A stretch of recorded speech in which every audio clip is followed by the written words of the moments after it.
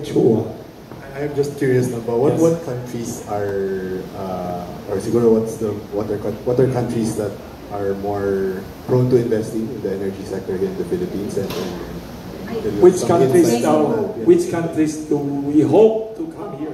Actually, those that are already active in the Philippine power sector, particularly on the renewable and in the renewable energy space, are European countries. The Nordic countries are very upbeat about the wind prospects in the Philippines, for example. Nordic, ha?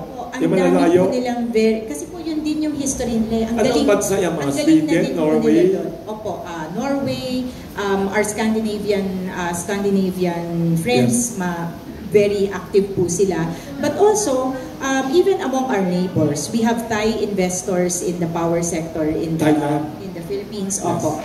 So, marami, but the increasing presence is really from our European countries. Mayroon din from Japan.